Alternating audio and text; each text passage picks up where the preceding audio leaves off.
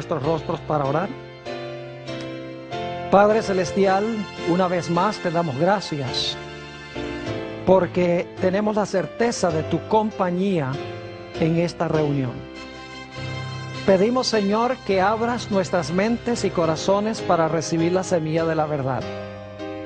Al estudiar este tema sobre la gran batalla de Armagedón, necesitamos que el mismo Espíritu que dio tu palabra esté con nosotros para explicárnosla. Así que pedimos tu presencia en el precioso nombre de tu Hijo, Cristo Jesús. Amén.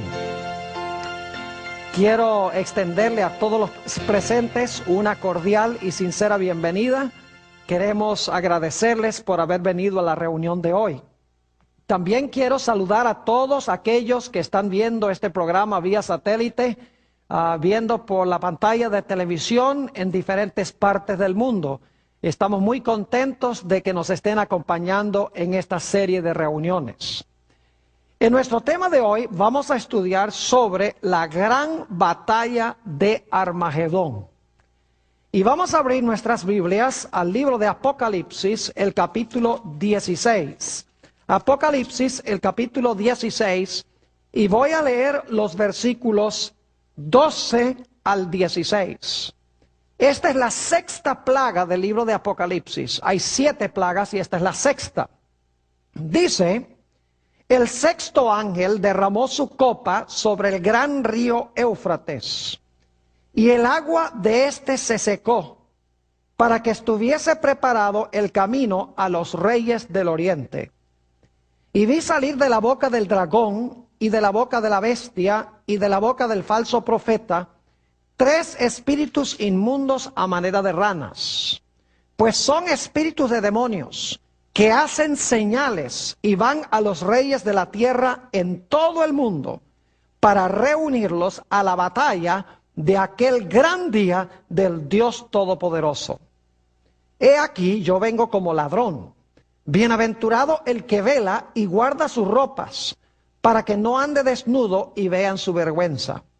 Y los reunió en el lugar que en hebreo se llama Armagedón. Ahora, no hay pasaje profético que haya despertado más interés que este tema sobre la batalla de Armagedón. Yo he leído muchísimos libros que se han escrito sobre las plagas de Apocalipsis. Y he descubierto que la mayoría de estos libros tratan asuntos como quién es el dragón, quién es la bestia, quién es el falso profeta, quiénes son los reyes de la tierra y de todo el mundo, quiénes son los reyes que vienen del oriente, qué son los 3 espíritus inmundos a manera de ranas. Es decir, los comentarios tienen mucho que decir en cuanto a todos estos aspectos. Pero lo interesante es que en la vasta mayoría de esos comentarios hay un versículo de este pasaje que leímos donde casi nada se dice de él. Y creo que es el versículo más importante en este pasaje sobre Armagedón, porque nos demuestra que va a haber 2 grupos de personas en la batalla de Armagedón. ¿Y qué es lo que determina que usted va a estar en un grupo o que vaya a estar en el otro grupo? ¿A qué me refiero? ¿Cuál versículo? Apocalipsis 16 y el versículo 15. Como que se pierde este versículo en los comentarios y en los artículos que han sido escritos sobre la batalla de Armagedón. Dice allí: he aquí, está hablando Jesús, he aquí yo vengo como ladrón. Bienaventurado el que vela y guarda sus ropas, para que no ande desnudo y vean su vergüenza. Interesante versículo. ¿Saben lo extraordinario de este versículo? Es que es el único lugar en Apocalipsis donde Jesús habla entre el capítulo 3 y el capítulo 21. Es el único lugar directo a donde habla Jesús entre el capítulo 3 y el capítulo 21. Si ustedes tienen una edición de la Biblia que tiene las palabras de Jesús en rojo, se van a dar cuenta de eso. Es interesantísimo entonces notar que este es el único versículo entre el capítulo 3 y el capítulo 21 donde habla Jesús. Quiere decir que es algo de suprema importancia. Notemos los elementos claves. Habla de ropas, habla de desnudez y habla de vergüenza. ¿A dónde necesitamos nosotros regresar para entender este versículo tan importante de la Biblia? Tenemos que regresar a Génesis, el capítulo 2 y el capítulo 3. Porque ahí es que por primera vez encontramos las ideas de ropas, desnudez y vergüenza. Es decir, para entender Apocalipsis 16:15, necesitamos entender en primer lugar Génesis 2 y 3. Ahora, lo primero que quiero que notemos al regresar a Génesis es el hecho de que Dios, y esto lo hemos estudiado muchas veces, no necesariamente vamos a leer todos los versículos, pero notamos que Dios colocó un árbol en el huerto del Edén y le dijo al hombre que no comiera de ese árbol. Hemos estudiado que encerrado en ese único mandamiento se encontraban todos los 10 mandamientos de la ley de Dios.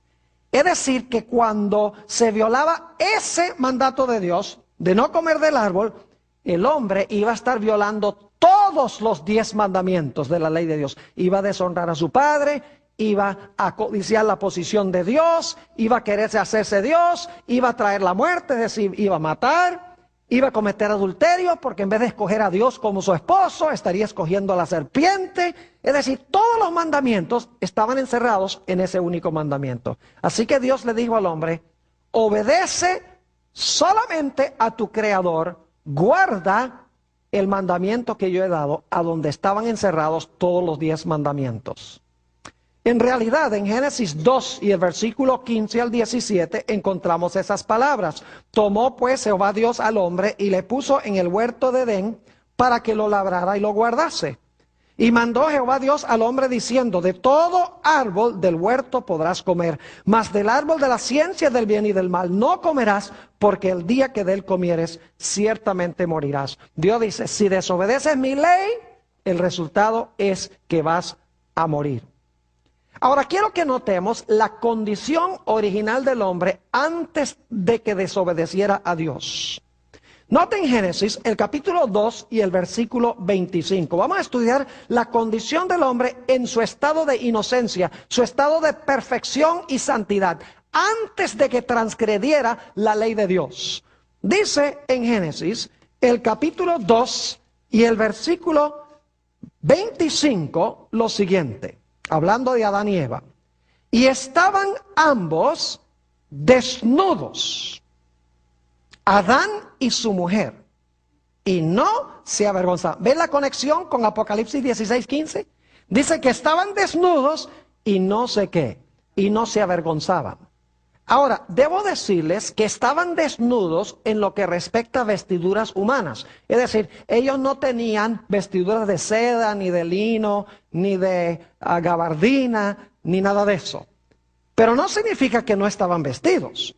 No estaban vestidos con vestiduras humanas artificiales, pero sí estaban vestidos. Ahora ustedes dicen, ¿de qué estaban vestidos? La respuesta es que estaban vestidos de una luz gloriosa de Dios. Ahora hay muchos textos que podríamos leer, les voy a mencionar algunos y luego vamos a leer uno específicamente.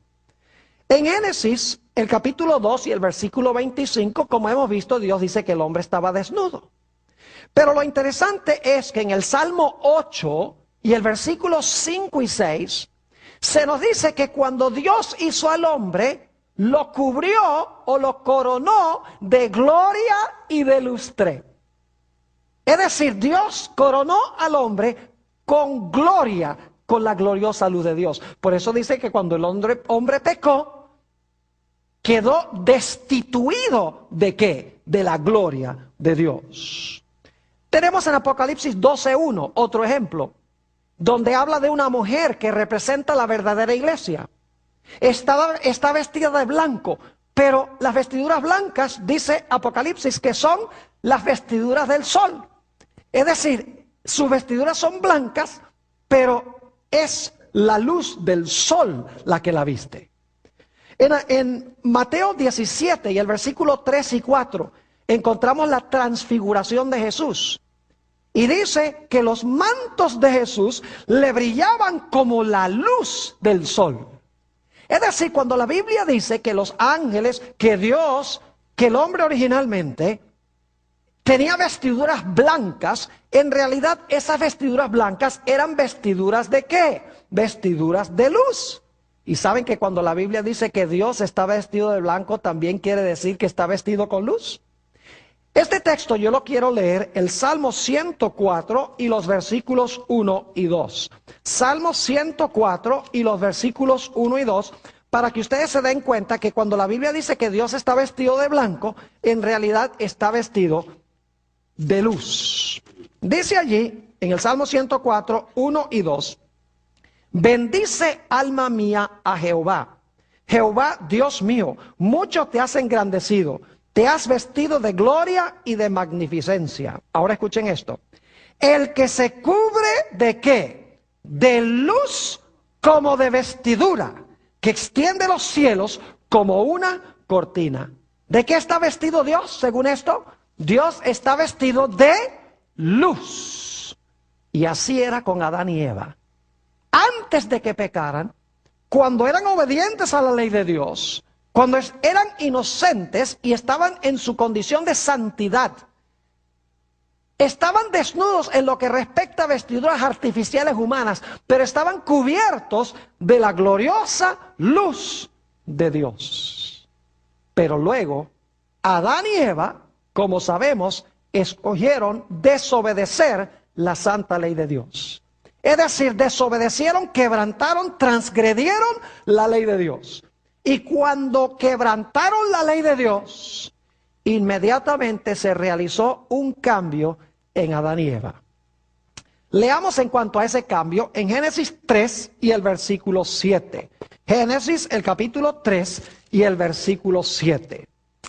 Dice allí, entonces fueron abiertos los ojos de ambos, es decir, los ojos de Adán y Eva, y conocieron que estaban ¿qué? Desnudos, pero si la Biblia dice que en su estado de inocencia estaban desnudos también. Debe ser que estaban cubiertos con luz. Y ahora la luz se fue y se dan cuenta que están ¿qué? Desnudos. Así que dice, entonces fueron abiertos los ojos de ambos y conocieron que estaban desnudos. El primer resultado del pecado. ¿Y cómo procuraron resolver el problema? Dice, entonces cosieron hojas de higuera y se hicieron delantales. Pero ¿saben algo interesante? Que aún después de cubrir sus cuerpos con el delantal, todavía se sentían desnudos. Nota lo que dice el versículo 9 y 10.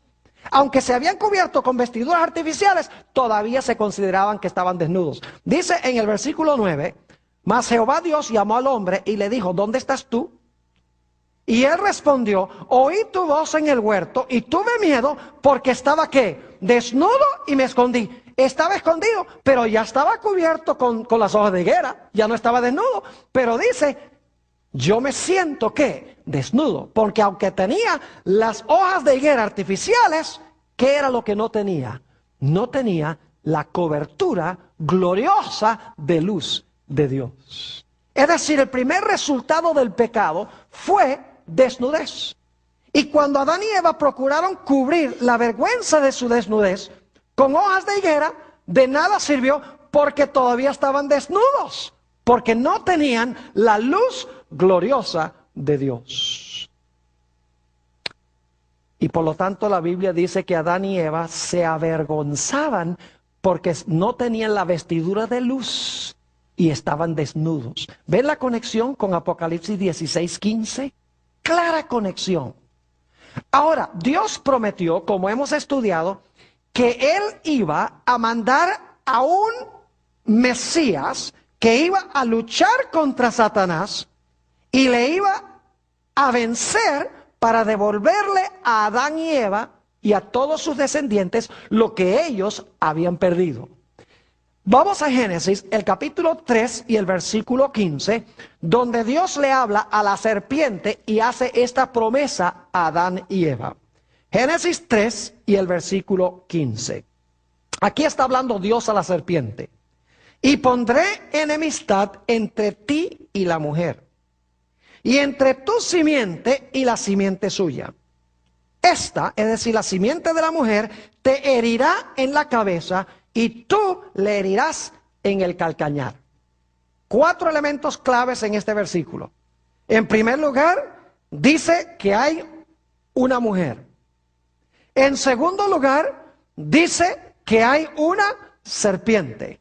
En tercer lugar, hay enemistad. Y en cuarto lugar, hay 2, ¿qué? Simientes o descendientes. 4 elementos, una mujer, una serpiente, enemistad y 2 simientes.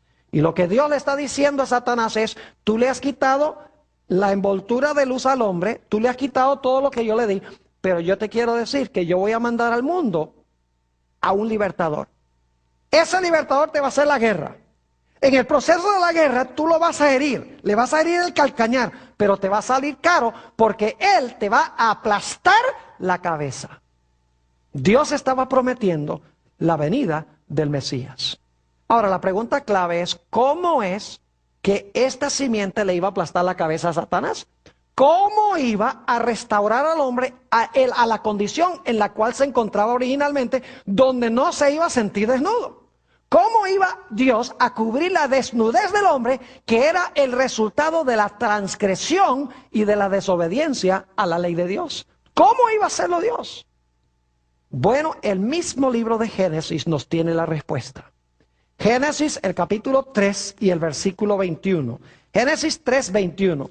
Fíjense que ellos se habían tapado con hojas de higuera, pero ahora Dios va a cubrir la vergüenza de su desnudez con otra cosa. Dice en el versículo 21 de Génesis 3, y Jehová Dios hizo al hombre y a su mujer, ¿qué cosa?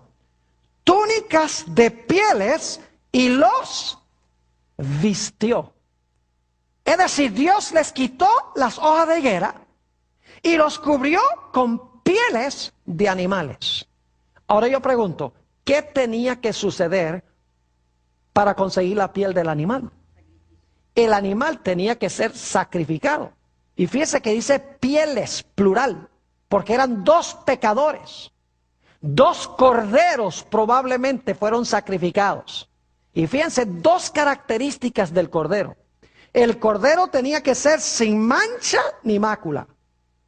Y luego ese cordero sin mancha y sin mácula tenía que ser sacrificado por el pecado en lugar del pecador. Eso representaba el hecho de que el Mesías que iba a venir iba a ser un cordero perfecto, porque iba a vivir una vida perfecta. Y luego Jesús, el Cordero de Dios, iba a morir pagando la deuda que tenemos nosotros. Es decir, Jesús iba a vivir la vida perfecta que exige la ley y que yo no le puedo dar a la ley. Y Jesús iba a sufrir la muerte que exige la ley contra el pecador para que yo no tenga que sufrir esa muerte. Y el resultado es que Jesús, por su vida perfecta y por su muerte perfecta por el pecado, iba a cubrir la vergüenza de nuestra desnudez. Dios estaba mostrando cómo lo iba a hacer. Le digo a Satanás, te voy a aplastar la cabeza. ¿Y sabes cómo lo voy a hacer? Mandando una simiente. ¿Y sabes qué va a hacer esa simiente? Va a vivir una vida perfecta, que la ley le exige al hombre, la va a vivir en lugar del hombre. Y la muerte que el hombre debe sufrir, él la va a sufrir en lugar del hombre. Y de esa manera, el hombre, la desnudez del hombre, nuevamente va a hacer ¿qué? La desnudez del hombre va a ser nuevamente cubierta. Qué linda promesa esta, ¿verdad que sí? Ahora necesitamos ir a una historia que encontramos en Génesis, el capítulo 4. Ustedes estarán diciendo, ¿qué tiene esto que ver con Armagedón? Está bien, tiene uno las ropas, y tiene uno la desnudez, y tiene uno la vergüenza, Pero ¿cómo conecta uno esto de Génesis con Apocalipsis 16? A eso vamos a ir. Tenemos la historia en Génesis el capítulo 4 de Caín y Abel. ¿Saben ustedes que esta es la primera ilustración en la historia de Génesis 3:15? Porque en esta historia tenemos los mismos elementos que en Génesis 3:15. Tenemos una mujer que es Eva. Tenemos enemistad entre dos hermanos. Tenemos una serpiente, porque en 1 de Juan 3:12 dice, no como Caín que era del maligno. Es decir, Caín estaba obrando en nombre del maligno. Y tenemos en esta historia dos simientes que están enemistados. Es decir, los mismos 4 elementos de Génesis 3 y el versículo 15. Y en realidad tenemos aquí la primera batalla de Armagedón de la historia. Vayan conmigo a Génesis, el capítulo 4, y vamos a analizar esta historia punto por punto. Génesis 4 y el versículo 1 y también el versículo 2. Yo quiero preguntarles, ¿ustedes creen que Caín y Abel sabían que era necesario sacrificar animales? ¿Que eso representaba la venida del Mesías? ¿Creen ustedes que ellos lo sabían? ¿Que Dios les había dicho? Vamos a encontrar que así era, porque ellos habían indudablemente oído la historia de Adán, de que se habían sacrificado 2 animales y Dios había tomado las pieles y les había hecho ropas. Y que Dios les había explicado que eso significaba que el Mesías iba a venir a morir por los pecados de ellos. Ahora, noten lo que dice Génesis 4:1. Conoció Adán a su mujer Eva, la cual concibió y dio a luz a Caín. Y dijo, por voluntad de Jehová he adquirido varón. Nace Caín, el mayor de los 2. Indudablemente Adán y Eva pensaban que había la posibilidad de que este fuera el Mesías prometido, nacido de la mujer.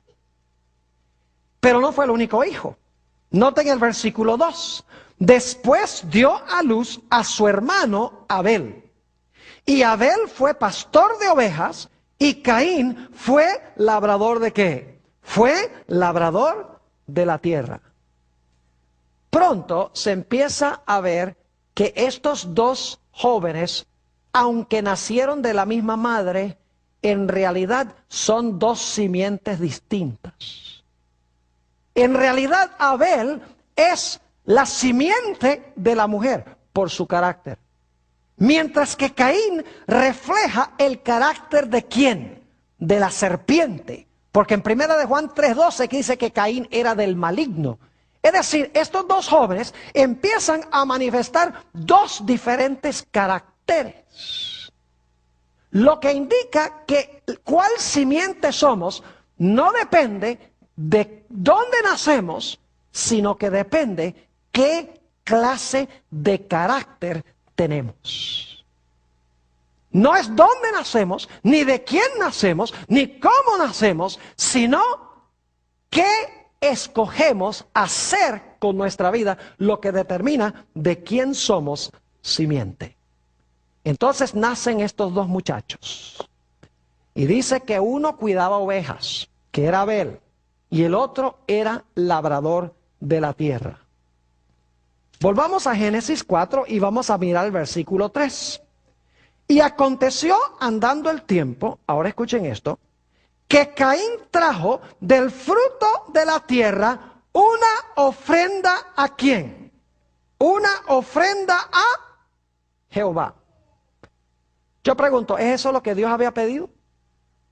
¿Qué había pedido Dios? Dios había pedido que se trajese un ¿qué? Un animal.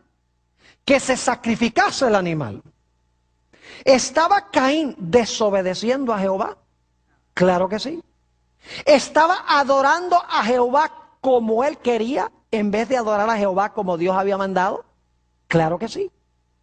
Él dice, Dios dice que yo traiga un cordero, pues yo lo que voy a traer, yo soy agricultor, yo voy a traer es los frutos de la tierra, es decir, desobedece a Dios y viene a adorar a Jehová como él quiso, no como Dios mandó.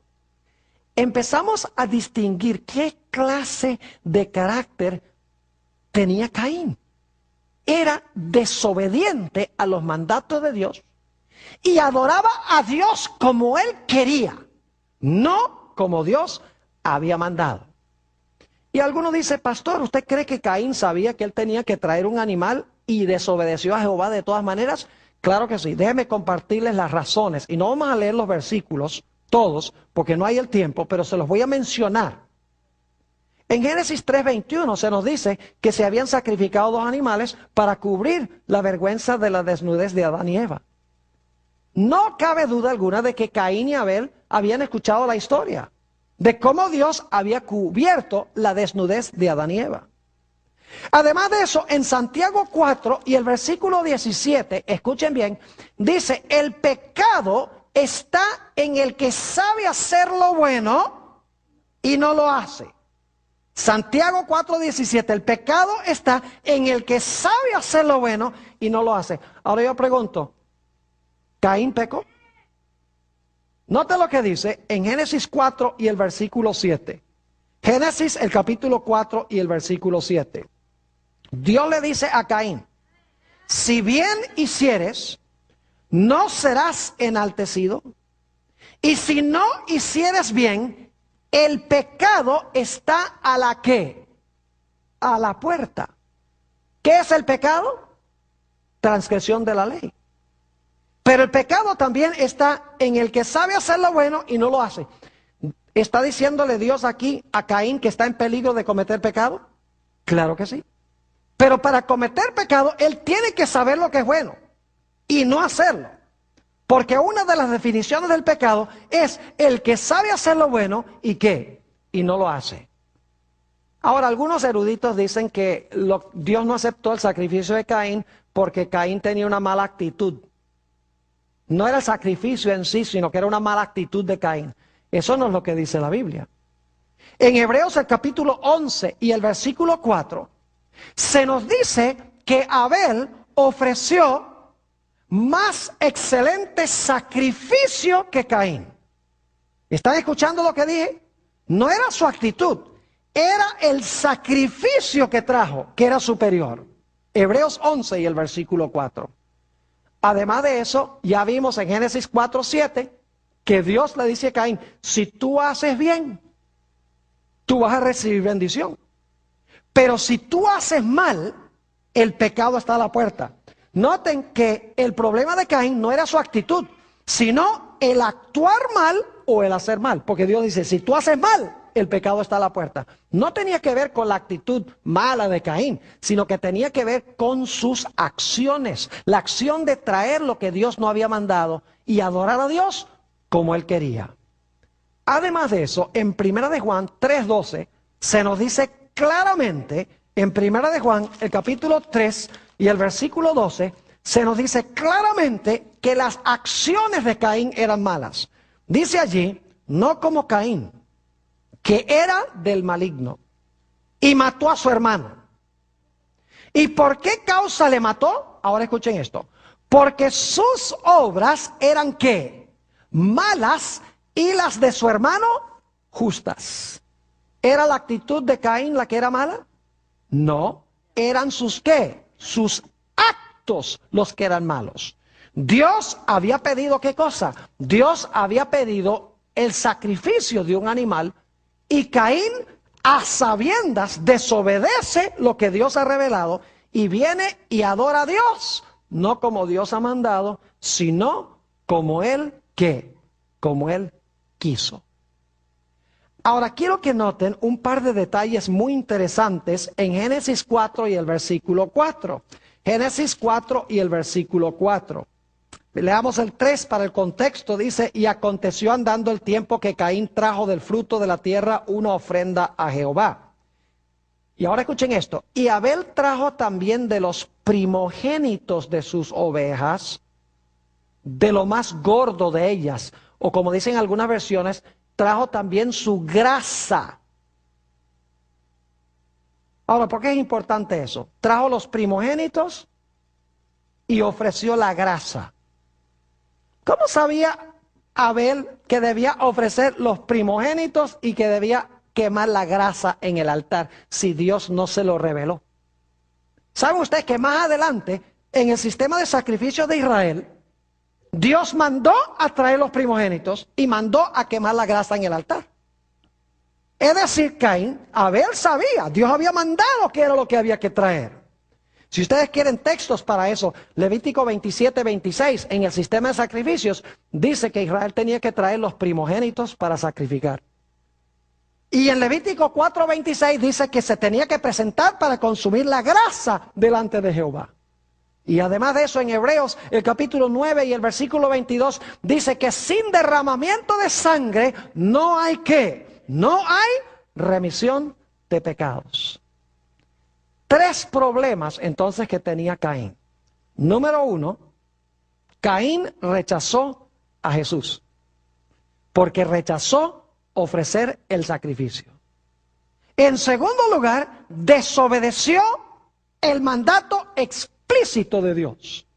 Y en tercer lugar, adoró a Dios, pero le adoró no como Dios mandó, sino como Él quiso. ¿Están captando algo interesante? Ahora yo quiero preguntarles, tanto Caín como Abel profesaron seguir a Dios. ¿Eran religiosos los dos? Claro que sí. La Biblia dice que eran hermanos. Es decir, esta era una batalla entre hermanos, que es muy importante. Yo pregunto, ¿los dos eran religiosos? ¿Cómo no? ¿Los dos levantaron un altar? Claro que sí. ¿Los dos trajeron una ofrenda? ¿Los dos profesaban ser religiosos y adorar a Jehová? ¿Cómo no? ¿Dónde radicaba la diferencia entre Caín y Abel? Muy sencillo. Abel obedeció el mandato de Dios y adoró como Dios dijo. Dios dijo, trae un animal, y Abel trajo el animal. Pero Caín desobedeció el mandato explícito de Dios y adoró a Dios no como Dios mandó, sino como Él quería. ¿Será posible que en los últimos días esas van a ser las características que van a distinguir a los dos grupos en el planeta Tierra? ¿Será que al final de la historia va a haber también 2 grupos de personas religiosas que profesan adorar a Jehová, que son hermanos, pero que un grupo obedece a Dios y adora a Dios como Dios mandó, mientras que el otro grupo desobedece el mandato explícito de Dios y adora a Dios como quiere? Más adelante en el tema vamos a hablar un poco más de eso. Ahora, note lo que dice el capítulo 4 nuevamente y el versículo 4, la última parte. Dice en la última parte del versículo 4, y miró Jehová con agrado a Abel y a su ofrenda. Ahora, ¿cómo fue que Dios demostró que Él aceptaba la ofrenda de Abel? El texto no lo dice. Pero si miramos el resto de la Biblia, sabemos cómo fue que Dios mostró. Algunos eruditos, lo que pasa es que no estudian con cuidado la Biblia, dicen que la forma como se supo es porque el humo del sacrificio de Abel se fue para arriba, mientras que el humo del sacrificio de Caín se fue para abajo. Qué interesante especulación. Pero el resto de la Biblia nos dice cómo sucedió. Cuando Dios aceptaba un sacrificio, llovía fuego del cielo para consumir el sacrificio sobre el altar. Les doy las referencias. Levítico 9:24. Cuando se inauguró el tabernáculo en el desierto, se colocaron sacrificios sobre el altar, descendió fuego y consumió los animales que estaban sobre el altar. Segunda de Crónicas 7:1. Cuando Salomón inauguró el templo, puso también sobre el altar sacrificios, y llovió fuego del cielo y consumió los sacrificios. En Primera de Crónicas 21:26, David invocó el nombre de Jehová. Habiendo sacrificado el animal, cayó fuego del cielo y consumió el sacrificio. Y ustedes saben que en los días de Elías sacrificó varios animales, los colocó sobre el altar. Primera de Reyes 18, 37 y 38. Y dice que Dios aceptó el sacrificio, lloviendo, ¿qué cosa? Fuego del cielo para consumir el sacrificio. Es decir, Dios sobre el sacrificio del obediente mandó fuego que consumió el sacrificio. Y el sacrificio de Caín, ni una chispa.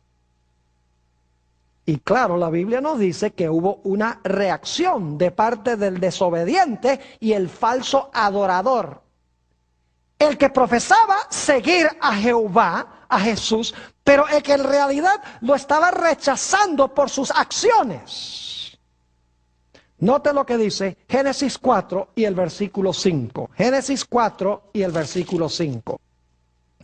Dice, pero no miró con agrado a Caín y a la ofrenda suya. Y ahora escuchen.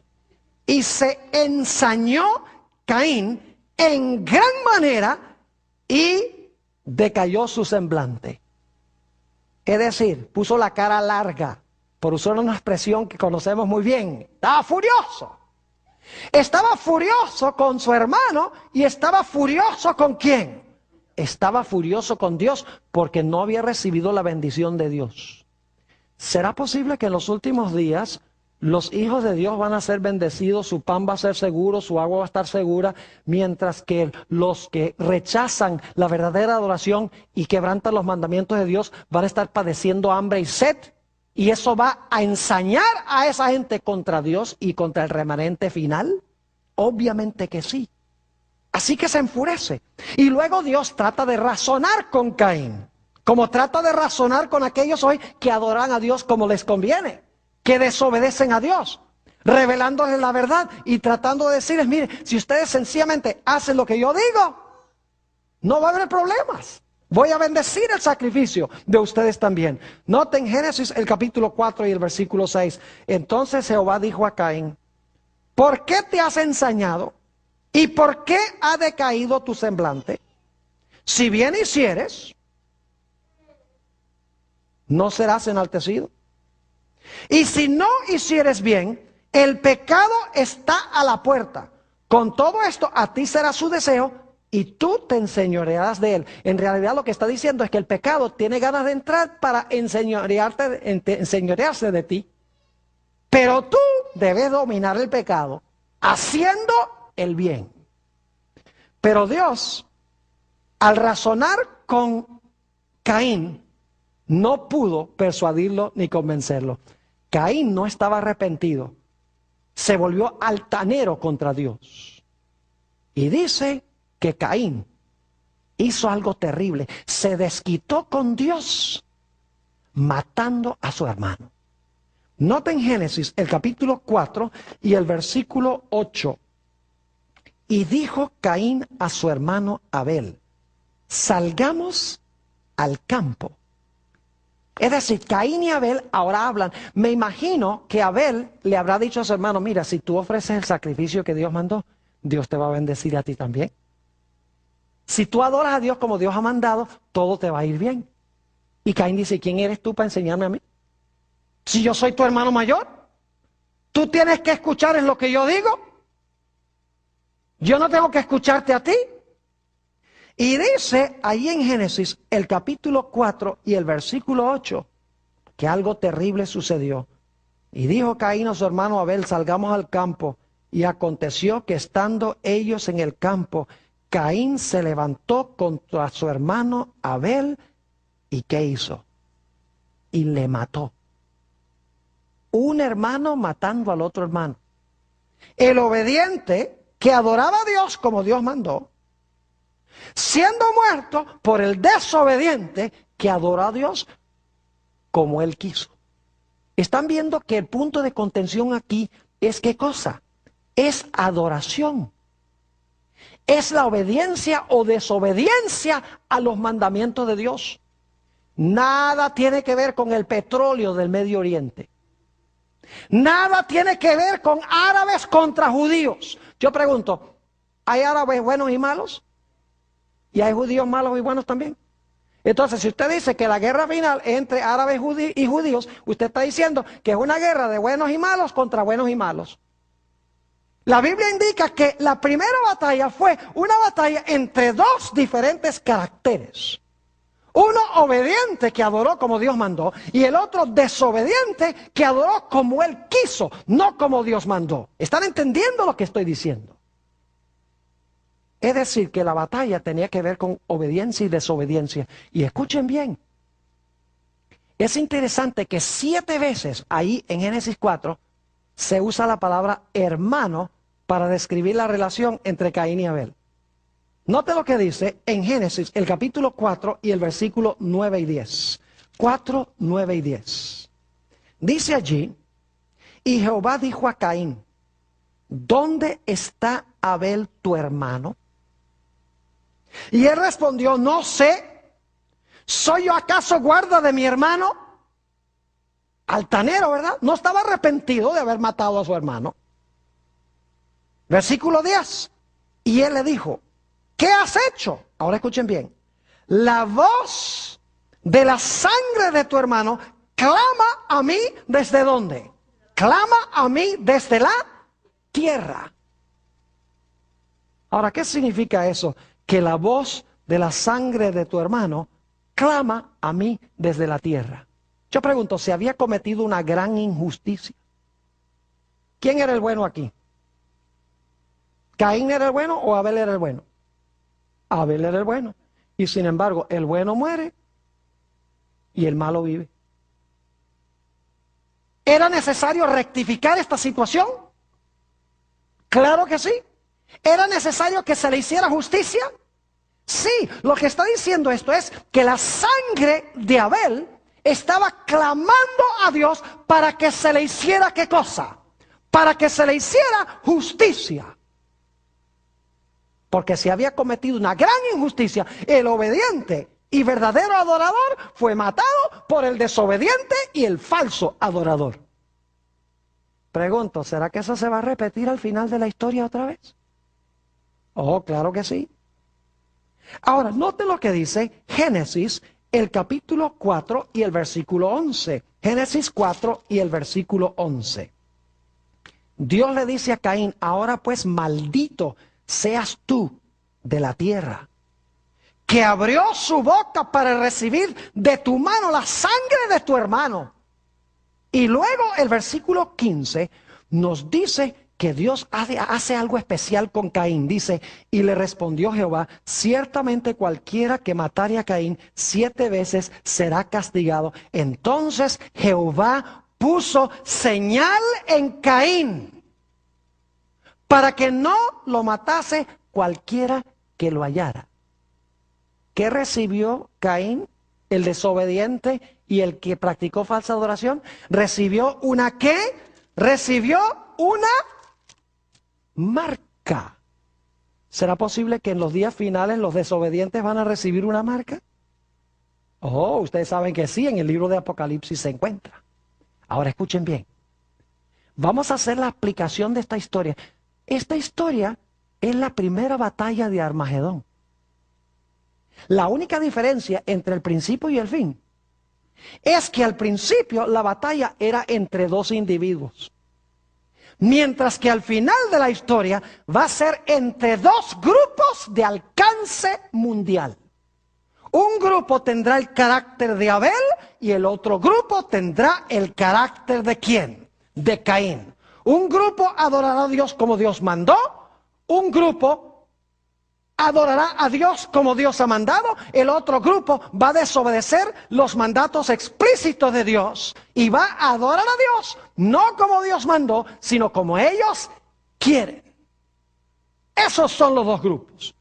Es decir, el grupo obediente son los que están cubiertos con el manto, mientras que los que están desnudos son aquellos que son desobedientes a Dios y adoran a Dios como a ellos les conviene. ¿Saben ustedes que en el libro de Apocalipsis hay interesantes contrastes? Por ejemplo, en Apocalipsis tenemos 2 trinidades. Yo no sé si ustedes sabían eso. Hay 2 trinidades. Está el Padre, el Hijo y el Espíritu Santo en el capítulo 1 y luego está el dragón, la bestia y el falso profeta. Es decir, en Apocalipsis hay 2 trinidades que representan los 2 lados. En Apocalipsis también hay 3 ángeles en cada lado. Porque en el lado de Satanás dice que sale de la boca del dragón y la bestia y el falso profeta 3 espíritus inmundos a manera de ranas. Y los espíritus inmundos son ángeles caídos. Pero Dios también tiene 3 ángeles. Se vieron 3 ángeles volar por en medio del cielo, según Apocalipsis el capítulo 14. El propósito de los mensajes de los 3 ángeles de Dios es reunir a toda la raza humana en el lado de Dios. El propósito de los 3 espíritus a manera de ranas, según Apocalipsis 16, 14, es reunir a toda la tierra en rebelión contra Dios. Es interesante notar también que en Apocalipsis hay 2 marcas. Está la marca de la bestia, que distingue a los falsos adoradores y los que desobedecen la ley de Dios. Y está el sello de Dios, que distingue a los obedientes a Dios y a aquellas personas que adoran al Creador del cielo, la tierra, el mar y las fuentes de las aguas. Y en Apocalipsis hay 2 grupos que siguen a 2 diferentes líderes. En Apocalipsis 14:1 dice que los fieles siguen al Cordero por donde quiera que va. Mientras que en Apocalipsis 13:3 dice que los rebeldes marcharon o siguieron en pos de ¿quién? En pos de la bestia. 2 grupos, caracterizados por Caín y Abel. Y permítame compartir con ustedes que en Apocalipsis tenemos nosotros esta idea de lavar las vestiduras y blanquearlas en la sangre del Cordero. Volviendo otra vez a la idea de Génesis. No lo vamos a leer por la premura del tiempo, pero en Apocalipsis 7:14, hablando de la gran muchedumbre, dice, estos son los que han lavado sus vestiduras y las han blanqueado en la sangre del Cordero. Es decir, han aceptado de verdad ¿a quién? A Jesús. Pero yo pregunto, ¿cómo se manifiesta esa aceptación de Jesús? Se manifiesta por practicar la verdadera adoración.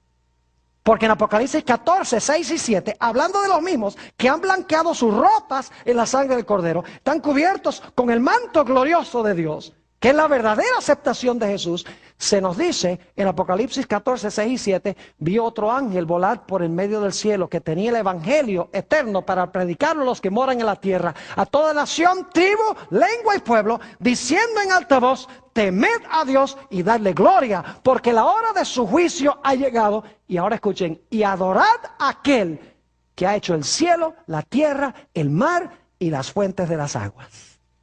Es decir, los que siguen a Dios tienen sus mantos blanqueados en la sangre del Cordero. Han recibido a Jesús. Están cubiertos su desnudez del pecado.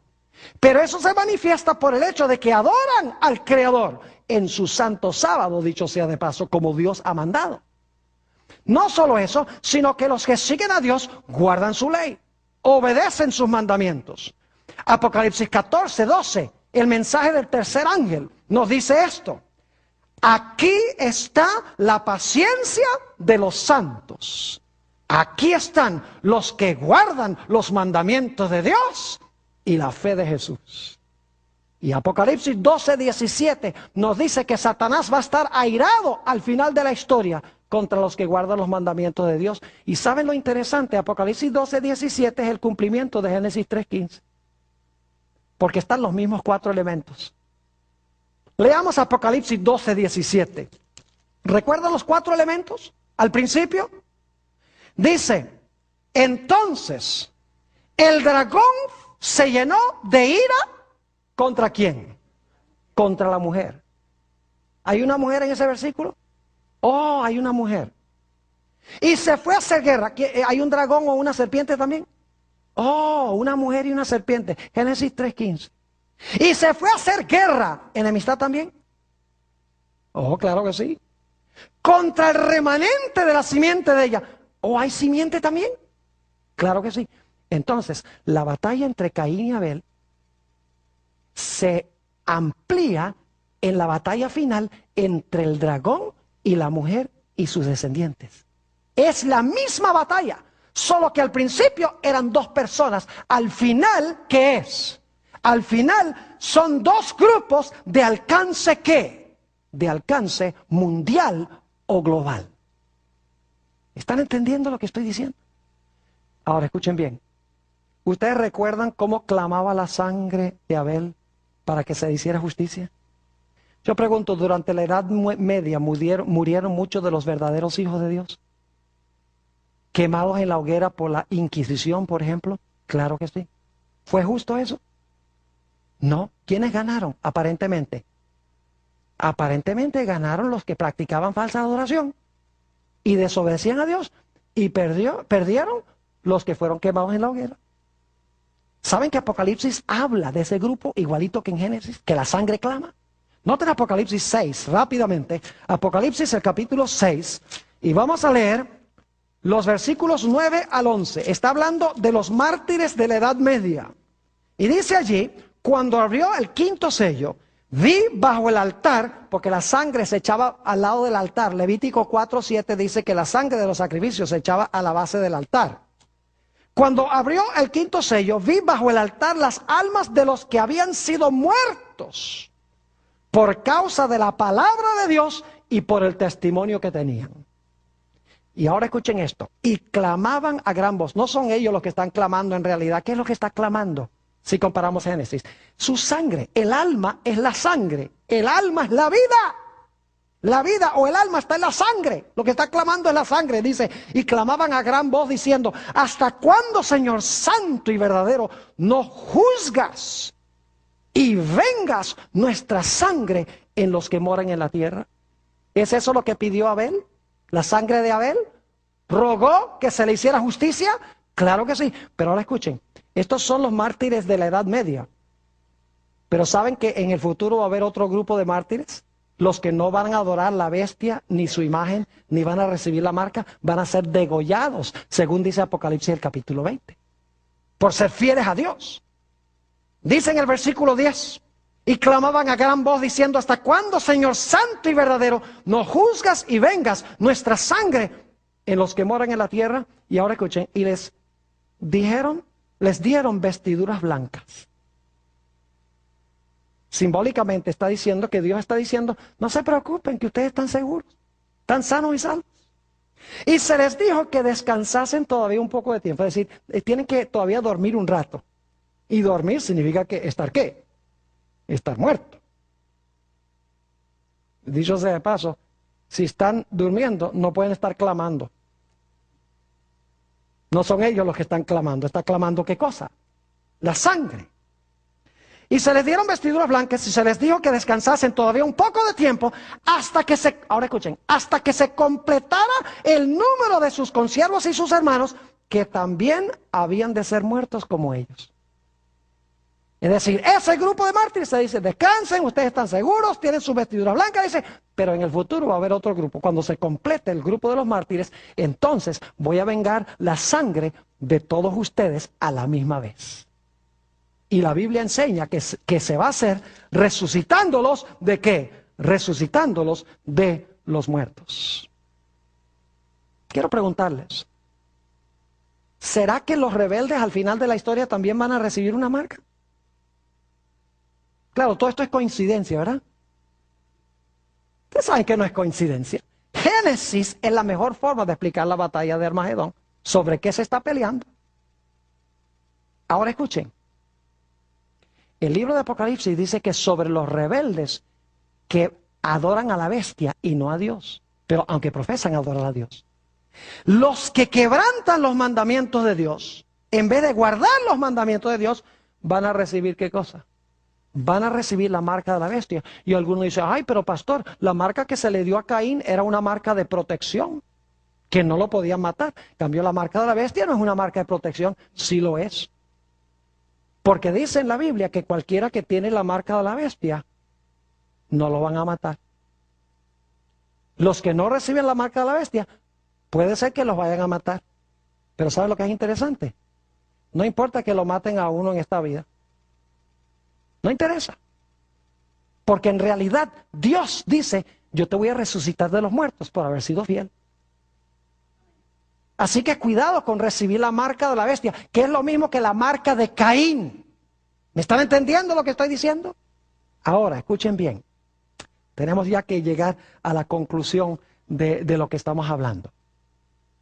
¿Será que al final de la historia la gran batalla va a ser entre dos grupos que profesan adorar a Dios? La Biblia enseña eso. Escuchen bien.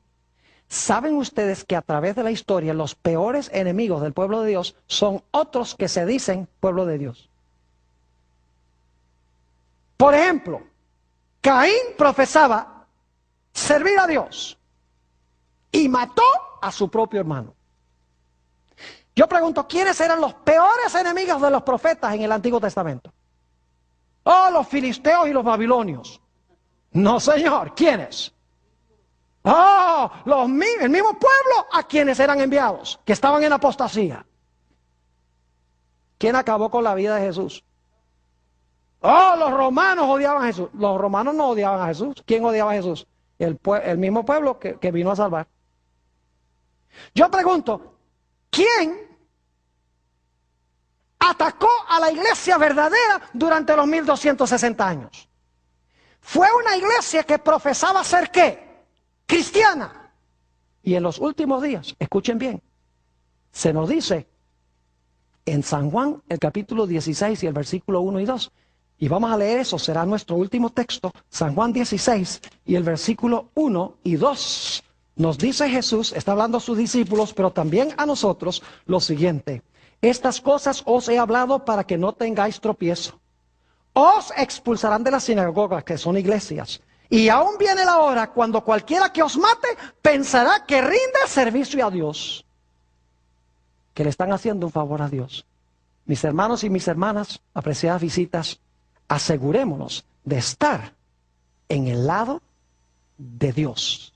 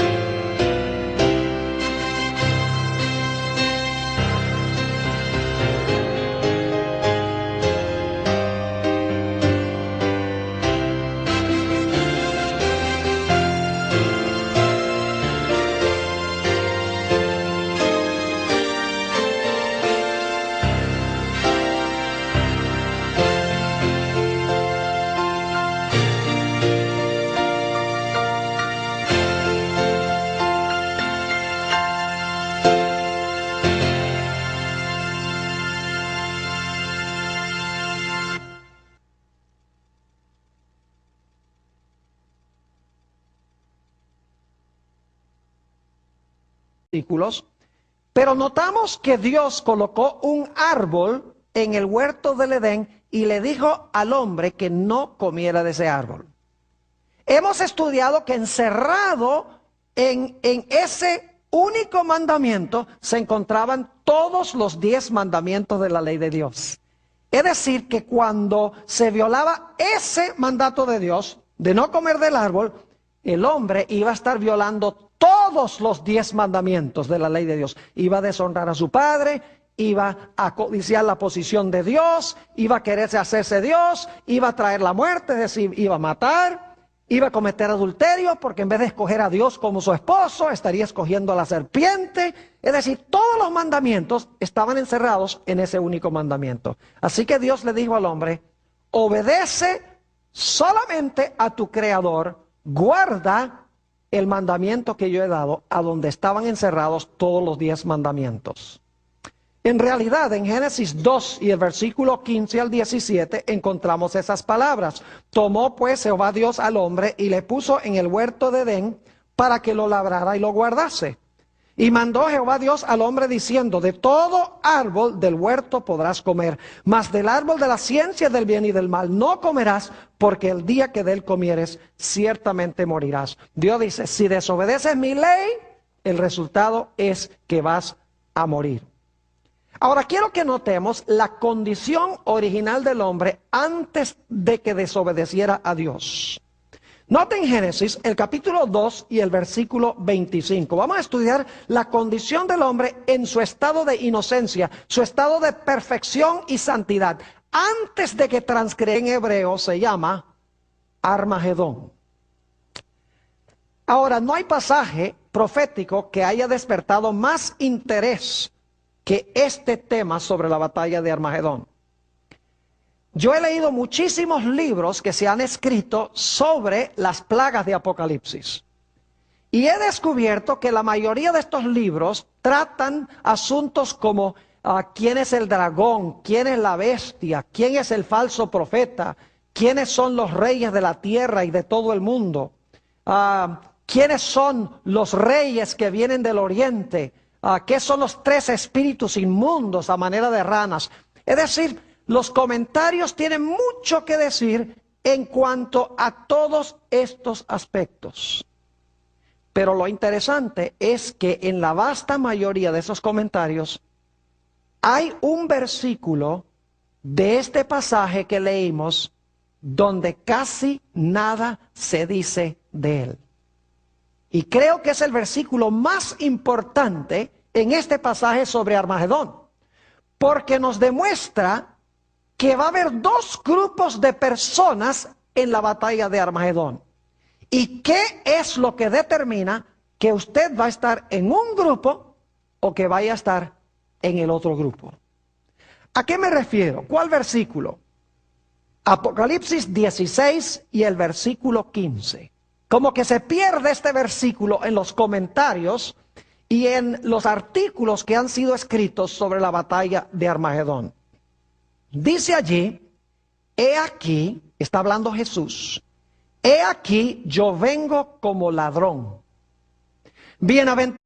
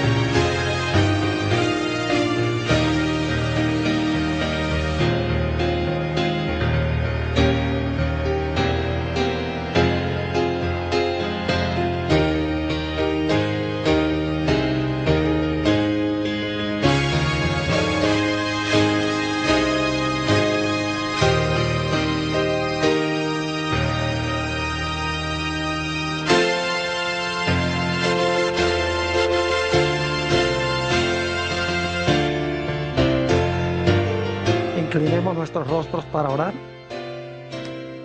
Padre Celestial, una vez más te damos gracias porque tenemos la certeza de tu compañía en esta reunión.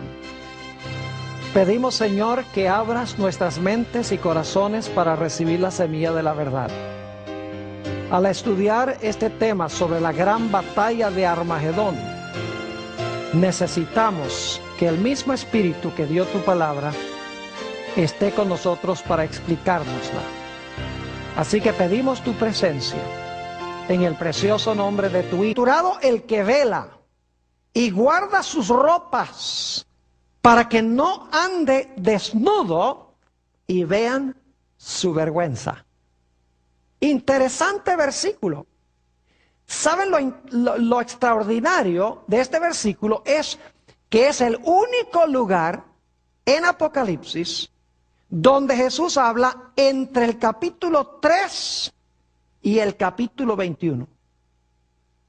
Es el único lugar directo a donde habla Jesús entre el capítulo 3 y el capítulo 21. Si ustedes tienen una edición de la Biblia que tiene las palabras de Jesús en rojo, se van a dar cuenta de eso. Es interesantísimo entonces notar que este es el único versículo entre el capítulo 3 y el capítulo 21 donde habla Jesús. Quiere decir que es algo de suprema importancia. Notemos los elementos claves. Habla de ropas, habla de desnudez y habla de vergüenza. ¿A dónde necesitamos nosotros regresar para entender este versículo tan importante de la Biblia? Tenemos que regresar a Génesis, el capítulo 2 y el capítulo 3. Porque ahí es que por primera vez encontramos las ideas de ropas, desnudez y vergüenza. Es decir, para entender Apocalipsis 16:15 necesitamos entender en primer lugar Génesis 2 y 3. Ahora, lo primero que quiero que notemos al regresar a Génesis es el hecho de que Dios, y esto lo hemos estudiado muchas veces, no necesariamente vamos a leer todos los versículos, Cristo Jesús. Amén. Quiero extenderle a todos los presentes una cordial y sincera bienvenida. Queremos agradecerles por haber venido a la reunión de hoy. También quiero saludar a todos aquellos que están viendo este programa vía satélite, viendo por la pantalla de televisión en diferentes partes del mundo. Estamos muy contentos de que nos estén acompañando en esta serie de reuniones. En nuestro tema de hoy vamos a estudiar sobre la gran batalla de Armagedón. Y vamos a abrir nuestras Biblias al libro de Apocalipsis, el capítulo 16. Apocalipsis, el capítulo 16, y voy a leer los versículos 12 al 16. Esta es la sexta plaga del libro de Apocalipsis. Hay 7 plagas y esta es la sexta. Dice: el sexto ángel derramó su copa sobre el gran río Éufrates, y el agua de éste se secó, para que estuviese preparado el camino a los reyes del oriente. Y vi salir de la boca del dragón, y de la boca de la bestia, y de la boca del falso profeta, 3 espíritus inmundos a manera de ranas, pues son espíritus de demonios, que hacen señales y van a los reyes de la tierra en todo el mundo, para reunirlos a la batalla de aquel gran día del Dios Todopoderoso. He aquí, yo vengo como ladrón. Bienaventurado el que vela y guarda sus ropas, para que no ande desnudo y vean su vergüenza. Y los reunió en el lugar que